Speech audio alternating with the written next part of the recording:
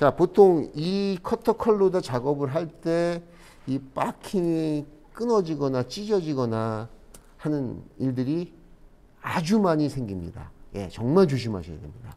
평으로 딱 잡고 이런 식으로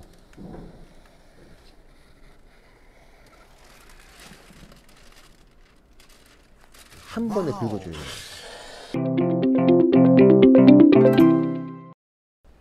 안녕하세요. 반갑습니다.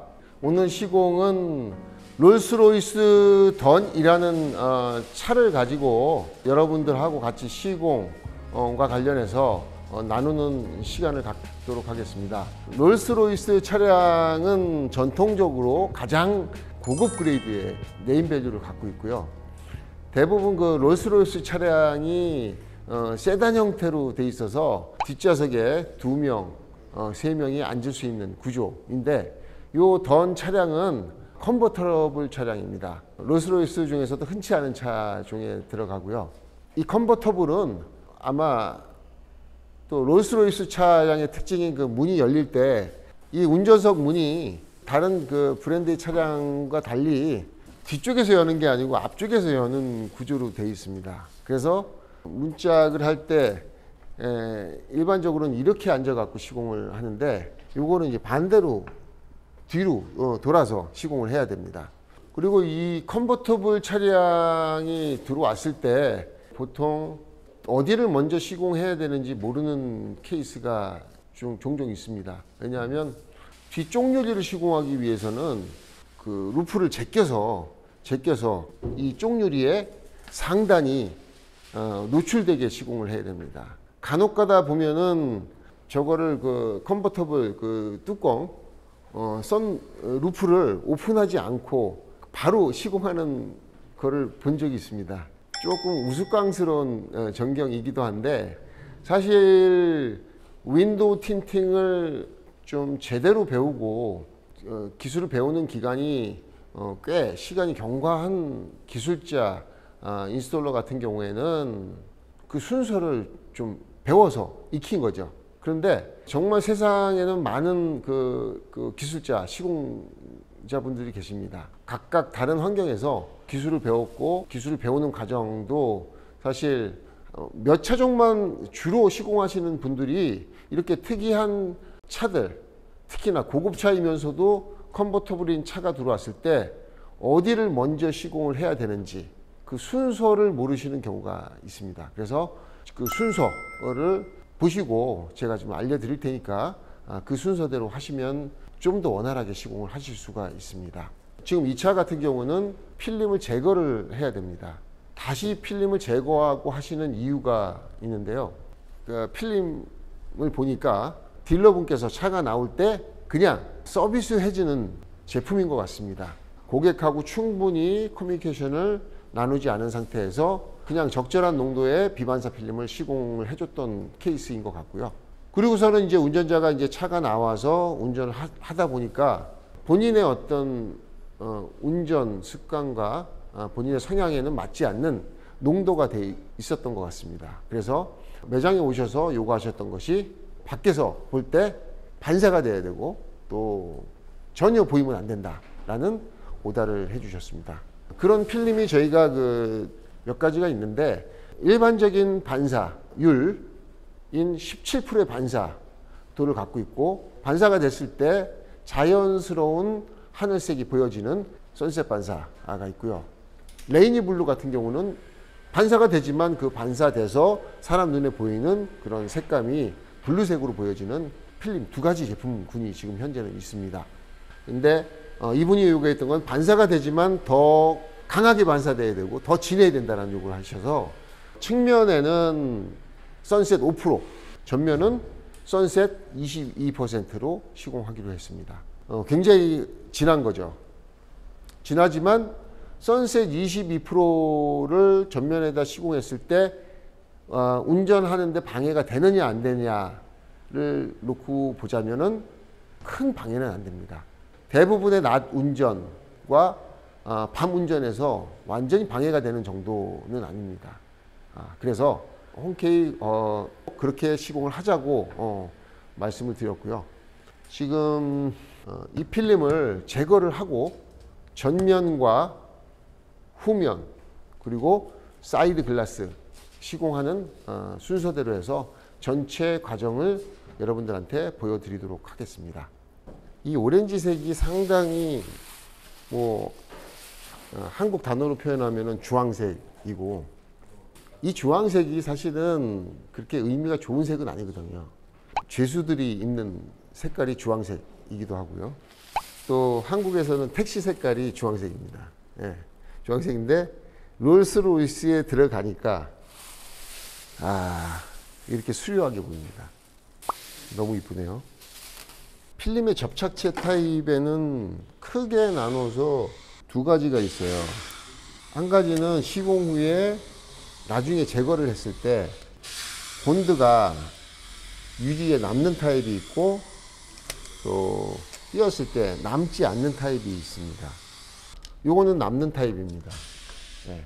본드에 떨어지는 형태를 보니까 이 본드 같은 경우는 필름 위에다가 제거하기 전에 물로 불려서, 또는 계면활성제, 아무리 불려도 얘는 본드가 남아요. 어차피 그 칼 또는 케미컬 약품으로 다 벗겨야 되는 그런 본드인 것 같습니다. 그래서 이 필름은 그냥 띄어내고 칼로 다 긁어내도록 하겠습니다.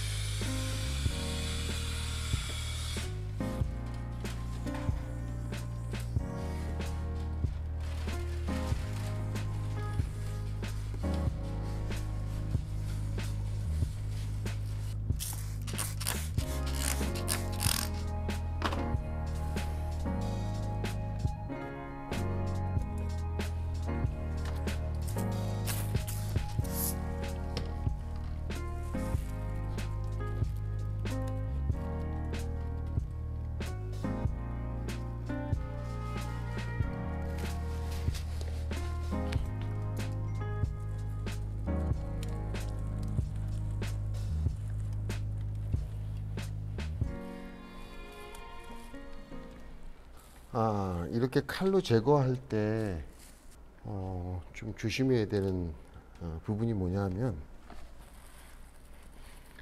칼로, 이런 카타 칼로 긁어낼 때, 자, 이 칼의 각도나 동작에서 오는 오류로 인해서 이 바킹이 칼에 의해서 찢어지는 경우가 있습니다. 그리고 칼이 이동하면서 이런 도화 트림, 살짝 스치기만 해도 이거는 도화 트림을 갈아야 되고, 이거는 아주 큰 대형 사고로 이어지는 거죠. 작업을 하다가 보면은 롤스로이스 차량 2억, 3억, 4억짜리 차가 들어왔을 때 일반적인 차가 아니잖아요. 그리고 자주 들어오는 차도 아니고, 그래서 이 작업을 잘 마무리할 수 있을까라는 걱정스러움 때문에 살짝 작업하는 내내 업이 돼 있어요. 또 심장 박동수도 높아지고, 모든 동작들이 자연스러운 동작이 안 나올 공산이 큽니다. 잘 끝내기 위해서는 빨리 처리하고 싶은 마음이 생기거든요. 빨리 처리하려고 하다 보면은 동작이 자기도 모르는 사이에 평소에 하던 동작과 다른 동작이 나오고 서두르는 그런 액션들이 나옵니다. 그러면서 이 칼이 이 우쭈바디를 살짝 스치는 경우, 또는 칼로 찢어먹는 그런 결과가 옵니다. 그것 때문에 사실은 이 차를 받는다는 개념, 롤스로이스 차를 받아서 틴팅 작업을 한다는 개념 자체를 사실은 그 유리에다가 필름을 붙이느냐 못 붙이느냐의 개념이라고 생각하시면 좀 큰 오류가 올 수도 있어요. 롤스로이스 차량을 다룰 수 있는지 없는지 그런 개념으로 손님의 차를 받아서 윈도우 틴팅을 하시는 게 맞지 않나 생각을 합니다. 그래서 만약에 이런 차가 처음 들어오게 되면은 정말 침착하게 평소의 동작보다도 훨씬 더 느리게 액션을 해 주셔야 됩니다. 지난번에도 말씀을 드렸지만 이 단면도를 잡아주는 그 플라스틱 아답터가 있어요. 저는 절대로 그 도구를 쓰지 않습니다. 손에 느낌이 없어져요. 칼이 수평인지 아닌지 어디에 힘이 더 갔는지 아닌지를 알아야 유리에 기스가 생기지 않습니다. 그런데 그 도구, 플라스틱 도구를 끼고서는 그 도구를 잡고선 하게 되면은 제 생각에는 기스가 아주 자주 생기지 않겠나. 미세한 기스들이. 제거를 할 때 이 제거하는 것, 이 동작이나 칼을 쓰는 방법들이 너무 중요하다는 것을 말씀을 드립니다. 그리고 이 제거 작업을 할 때는 항상 천천히 제거를 해주라 라는 말을 꼭 전해드리고 싶어요. 이 단면도로 제거를 했는데 바킹이 깊어서 이렇게 보니까 저 안쪽에 본드가 제거가 안 됐어요. 부분적으로. 그래서 저 본드를 어떻게 제거를 하느냐. 플라스틱 헤라로다 긁어줘. 긁는다고 해서 얘가 긁어지냐. 안 그러죠. 여기 보시면 이 쪼가리들이 잔뜩 보입니다. 이 긁는 거 갖고는 떡해지지가 않아요. 그리고 긁어주면 본드 가루가 너무 많이 생겨서 시공할 때도 본드가 유입이 될 수도 있고요. 유입이 안 되더라도 저 밑에 남아있는 거죠. 깔끔한 어떤 시공이 안 되는 거죠. 그래서 밑에 있는 본드를 긁어줄 때는 또 요거 단면도로 해야 됩니다. 단면도로 할 때 제가 동작을 한번 보여드릴게요. 자, 보통 이 커터 컬러다 작업을 할 때 이 바킹이 끊어지거나 찢어지거나 하는 일들이 아주 많이 생깁니다. 정말 조심하셔야 됩니다. 그래서 칼을 정말 쓸 줄 알아야 되고 이 칼을 딱 손으로 잡았을 때 이 느낌이 손에서 그 느낌이 다 와야 돼요. 수평으로 딱 잡고 이런 식으로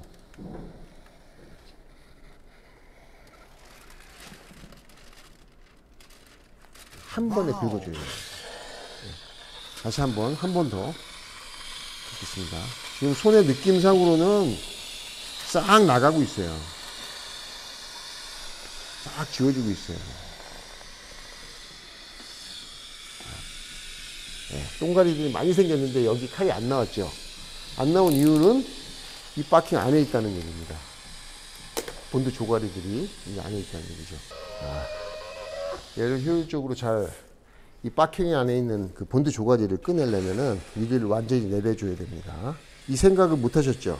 유리가 딱 올라간 상태에서만 이 바킹 안에 있는 조각들을 제거를 하려고 하니 제대로 제거가 안 되겠죠. 그래서 그럴 땐 유리를 내려서 해줘야 됩니다. 이런 왕조가리들이 나와요.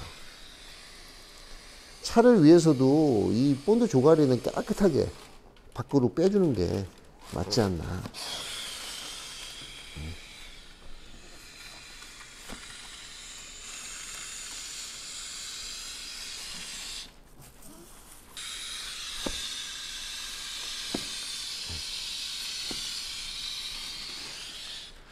이런 본드 조가리나 이런 재작업을 할 때 빨리 벗겨서 빨리 시공해서 손님한테 돈을 받아야 되겠다라는 생각. 자, 일할 때만큼은 그런 생각을 잊어버리고 완벽하게 잊어버리고 고객이 이 자리에 없지만은 내 차다 생각을 하고 내 차라면 이 안쪽에 본드 조가리들이 있으면은 그걸 그냥 내버두시진 않을 것 같아요. 아끼는 내 차에 시공을 한다 생각하고 하는 게 좋습니다. 그래야 일이 잘 돼요. 자, 이렇게 해서 완벽하게 제거를 했어요. 본드 조가리들이 이렇게 나왔고요. 얘는 지금 벗겼기 때문에 접착력이 없어요. 완전히 이제 고체화되는 상태입니다. 제가 전체 순서는 쭉 과정을 보시고 작업을 마치기 전에 어떻게 작업을 해야지 정말 맞는 순서인지 설명을 해드릴 거고요. 지금은 문짝을 벗겼기 때문에 문짝을 제가 한번 롤스로이스 던이라는 차량의 프레임리스 차량 운전석 시공을 하도록 하겠습니다. 한국에서는 이런 재단 다이가 있어요. 이런 재단 다이가 있고요. 자, 미국에서는 이런 재단 다이가 없고 벽 쪽에 유리를 붙여놓고 유리에서 재단을 합니다. 한국 스타일이지만 만약에 가능하다면 미국 또는 해외에서 매장 안에다가 이렇게 큰 재단 다이는 아니더라도 요거 반만한 이 재단 데스크를 만들면 너무 편합니다. 저는 두 가지 방법 다 미국에 가서도 벽에다 대고서는 재단을 해봤지만 벽에다 대고서는 틀을 만드는 구조에서는 이런 자를 딱 대놓고서는 작업하기가 쉽지가 않고 어렵습니다. 그리고 필름 롤을 빼서 다이에다가 고정을 해야 되는데 이건 세로로 놨을 때는 중력 때문에 다 흘러내리죠. 반드시 물을 뿌리지 않으면 안 되죠. 그래서 벽에다 붙이는 시공, 재단하는 그런 과정은 굉장히 장점보다는 단점이 굉장히 많은 것 같아요. 그래서 저는 이 재단 다이가 있는 구조에서의 그 틀을 만드는 방법을 소개를 해드리겠습니다. 저는 지금 필름을 시공하고 남은 이면지로 틀 작업을 합니다. 근데 보통은 한국 이외에는 이런 방법을 쓰지는 않아요. 뭐 20인치 또는 40인치 되는 그 필름을 뽑아서 잘라갖고 유리에다 대고서는 시공을 하는데, 물론 그렇게 해도 되지만 상관은 없죠. 뭔가 작업을 하는 과정에서 실제 필름을 대고서는 작업을 하다 보면은 씹히거나 접히거나 찍히거나 그런 일이 생길 확률이 높아진다고 봅니다. 그래서 이 이면지를 대고서는 틀을 만들어서 재단 다이 위에서 재단해서 갖고 오는 그런 방법으로 시공을 해보도록 하겠습니다.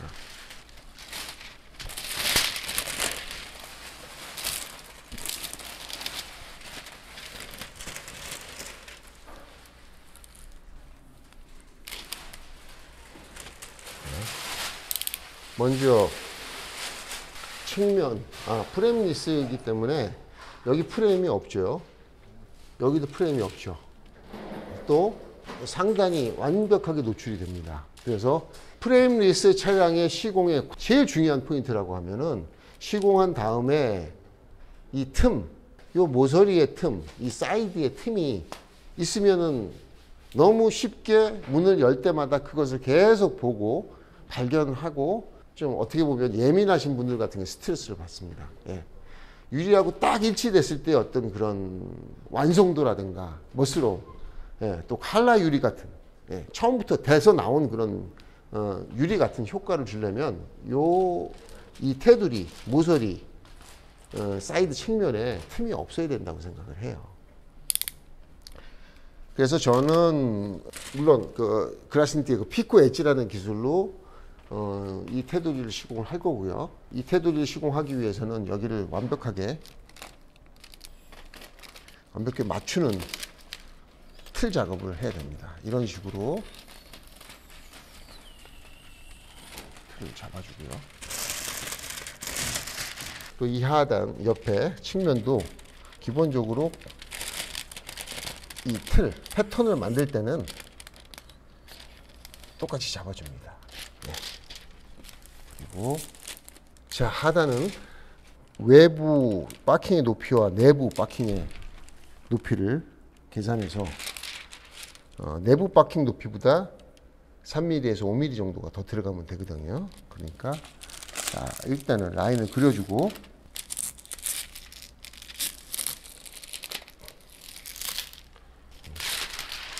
재단하러 가겠습니다. 선셋은 6%죠. 자, 보이십니까? 굉장히 진하죠.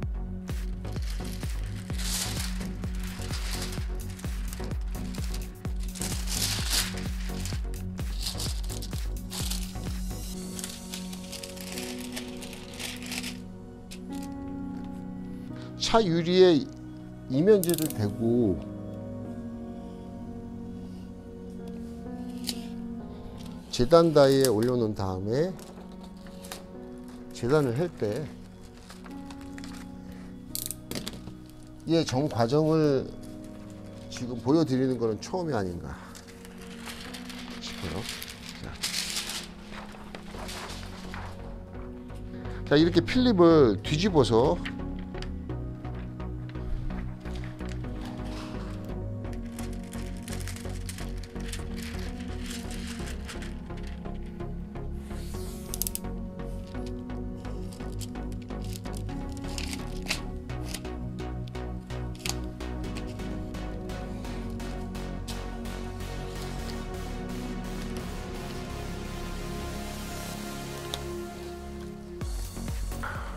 하나는 운전석, 하나는 조수석입니다. 그렇게 운전석과 조수석 한 번에 재단하려면 필름을 뒤집어서, 한쪽을 뒤집어서 재단을 해줘야 되겠죠.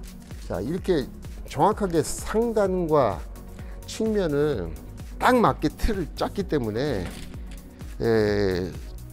실제로 재단을 할 때는 이 틀대로 재단을 해주게 되면 실제 필름이 모자라는 결과가 돼요. 그래서 실제 재단할 때는 하단에서 저는 지금 한 7mm, 8mm 정도를 키웠습니다. 키워서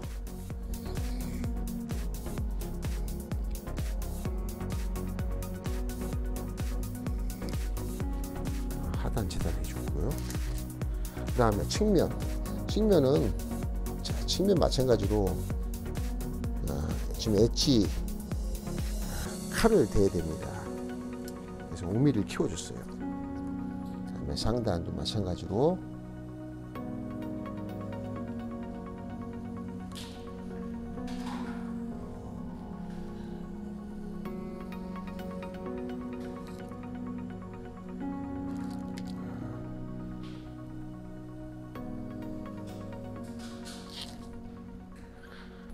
실제 유리를 보니까 앞쪽 코 부분, 이 꺾이는 이 코너 부분이 바킹이 이렇게 5mm가 위로 다 덮여 있어요. 그런 경우에는 엣지를 치기가 굉장히 힘들어요. 그래서 그 부분은 조금 제가 미리 삼각형 형태로 해서 좀 쳐냈습니다. 그리고 모서리 부분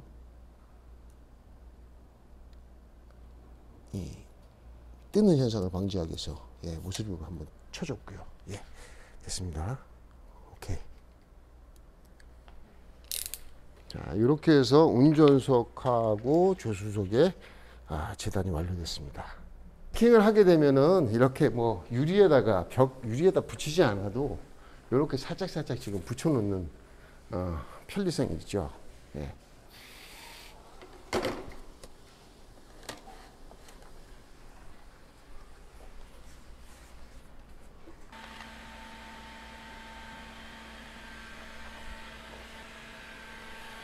제가 그 연미리 시공할 때 이렇게 상단을 항상 굽죠. 근데 대부분 하단을 많이 굽는 분들이 아직 전 세계에는 많이 존재합니다. 저는 왜 상단을 굽냐 하면 이 상단에 엣지를 따기 때문에 상단을 구워줍니다. 하단을 굽는 분들은 하단을 굽고 상단이 그 자체가 재단한 면 자체가 마감면이 되고 마무리면이 되기 때문에 이 상단에다가 히트건을 대게 되면은 조금 찌그러지는 현상이 생기거나 붙지 않는 현상이 생기거나 그럴 수 있겠죠. 그렇지만 저는 다시 한번 여기다 칼을 대기 때문에 이 하단 부분은 히트건을 대부분의 차들은 건들지 않습니다. 물론 하단도 굽는 차들은 또 따로 있죠. 이 차 같은 경우 대부분의 일반적인 차들은 저는 상단만 굽는다는 것은 한국에서 윈도우 틴터들이 말하는 은어입니다. 은어. 히트 시링킹 열성형. 네.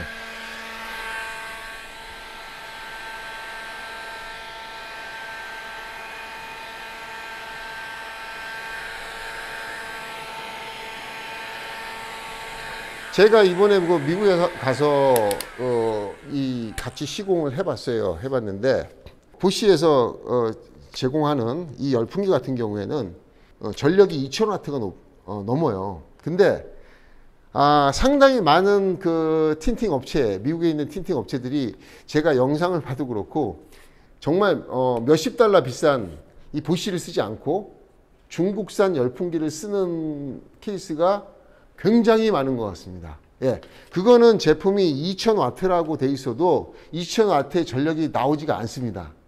너무 약합니다. 시간도 많이 걸리고. 그래서 이 열성형 히트 시링킹을 하는 이 열풍기는 반드시 이름이 있는 대형 브랜드의 제품을 쓰는 것이 맞지 않나라고 생각을 합니다.